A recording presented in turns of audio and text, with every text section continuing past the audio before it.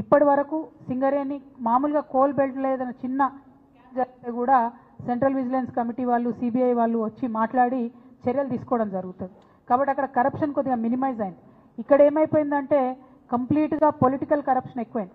ఆనాడు కేసీఆర్ గారికి ఆరాటం ఎట్లా ఉండే అంటే సింగరేణిని వీళ్ళు ఇప్పటివరకు ధ్వంసం చేసి ఉమ్మడి ఆంధ్రప్రదేశ్లో దీన్ని కాపాడుకోవాలి అని చెప్పి ఎక్కడా కూడా పొలిటికల్ కరప్షన్ లేకుండా A to Z మానిటర్ చేసి తను చేసినటువంటి పరిస్థితిని మనం చూసినాం. కానీ ఇవాళ అటువంటి భయం లేదు. కాబట్టి మొత్తం పొలిటికల్ కరప్షన్ మరీ ఎక్కువైపోయింది సింగరేణిలో. దీన్ని కూడా ఖచ్చితంగా central vigilance commission or CBI under వచ్చేటట్టుగా సింగరేణి మారాలి. అప్పుడు మాత్రమే నిజమైనటువంటి లాభాలు కార్మికులకు పోతాయి, ప్రజలకు పోతాయి అనేటటువంటి అంశాన్ని కూడా మేము ఈ సందర్భంగా తెలియజేస్తూ దానికోసం కూడా ప్రయత్నం చేస్తాం.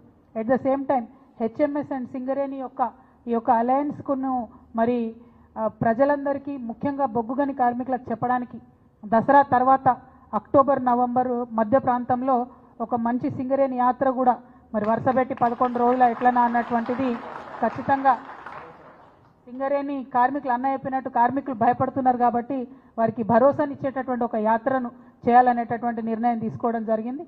పెద్ద ఎత్తున ప్రతి బాయిని టచ్ చేసేటట్టుగానే ప్రయత్నం చేస్తాం, ప్లాన్ చేస్తాం.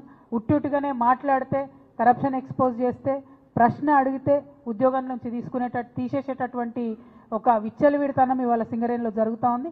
దాన్ని అడ్డుకట్ట వేస్తాం, కార్మికుడి యొక్క హక్కుల్ని కాపాడతామని కూడా ఈ సందర్భంగా తెలియజేస్తున్నాం. Thank you. జై తెలంగాణ, జై సింగరేణి, జై హెచ్ఎంఎస్, జై జాగృతి. ఒక్క నిమిషం బ్రదర్.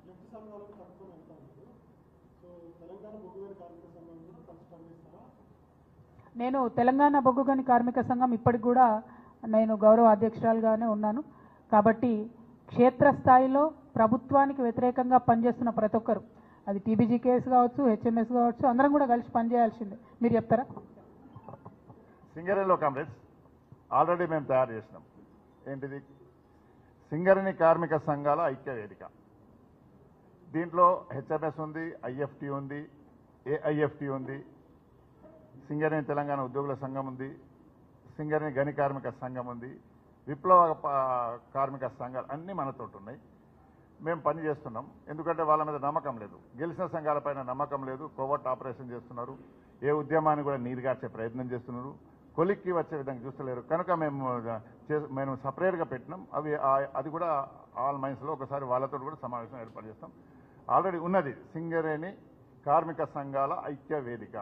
దీంట్లో ఓన్లీ విప్లవ కార్మిక సంఘాలు, హెచ్ఎంఎస్, జాగృతి. ఇప్పుడు జాగృతి కూడా మనతో వచ్చింది, జాగృతి కూడా మనతో ఉంటుంది.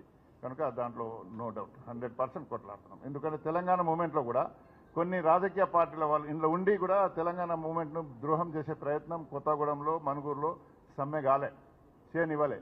ఇక్కడ మనం గుత్పలు పట్టుకున్నాం, విప్లవ కార్మిక సంఘాలు మేము గుత్పలు పట్టుకున్నాం కాబట్టి ఇక్కడ 100% సమ్మె జరిగింది. ఒక బొగ్గు పిల్ల రాలే, సక్సెస్ అయింది. ఆ అనుభవంతో మేము వాళ్ళని దగ్గర తీసుకుంటాం. మేము అందరం కలిసి పనిచేస్తాం.